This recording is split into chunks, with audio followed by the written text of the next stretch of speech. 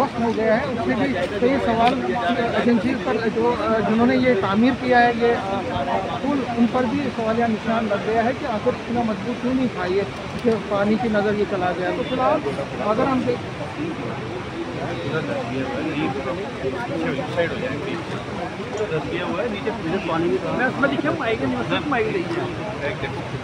नीचे जमीन भी मिट्टी भी नहीं बची हुई है, उस तरह से देखो तो पता चलेगा। बिल्कुल वही तो है, उन्होंने जो इनाग्रेशन किया था वही पुल अब जो है। मंत्री सतीश शर्मा जो है इस समय मौके पे पहुंचे हैं। थोड़ी सी हमें राहत मिली है इस बात से कि कुछ नहीं करो तेजी थी, आज बारिश लगभग थम चुकी है।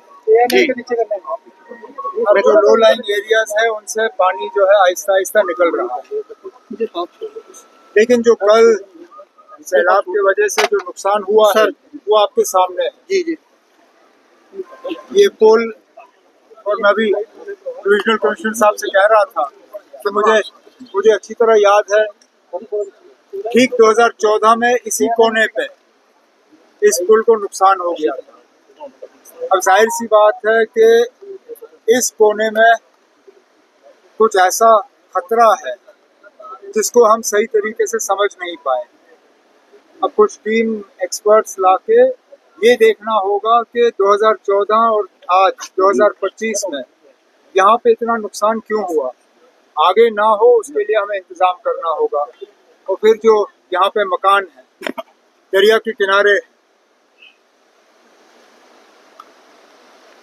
बार बार बारिश होगी, इन लोगों को खतरा होगा, इनका कुछ ना कुछ हमें इलाज करना होगा। वो हम बाद में ये फौरी तौर जो हालात हैं इनसे हम निपट लें, उसके बाद इनका नए सिरे से देखना पड़ेगा।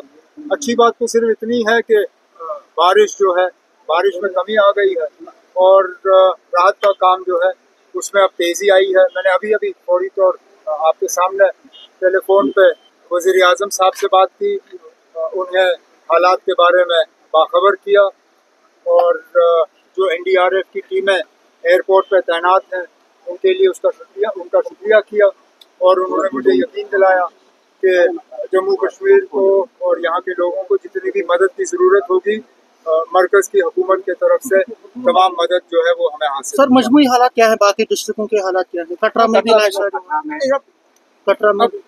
कटरा की बात हमें बाद में करनी होगी।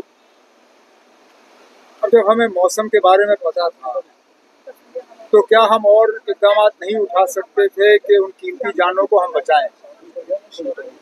ये मौसम के खराब होने का जो खबर जो हमें वार्निंग दी गई थी ये कुछ दिन पहले हमें आई थी, तो अब वो लोग ट्रैक पे क्यों थे, उनको रोका क्यों नहीं गया, सेफ स्पेस पे उनको रखा क्यों नहीं गया, इस पर हमें बाद में बात करनी होगी। लेकिन फिलहाल तो हमें इस बात का अफसोस है कि लगभग 29 या 30 लोग जो है अपनी कीमती जानें खो गए। सर बाकी डिस्ट्रिक्टों में क्या हालात है? कुछ जिलों में हालत थोड़ी खराब ही रही, खासकर जो निचले हमारे जिले हैं, सांबा है, कठुआ का निचला इलाका है, जम्मू का निचला इलाका, उधमपुर, डोडा किश्तवाड़ में चिनाब के किनारे, कुछ जिलों में हम लगभग जितना नुकसान हो सकता था नहीं हुआ। रजौरी का ऊपर इलाका, पुंछ लगभग ठीक ही।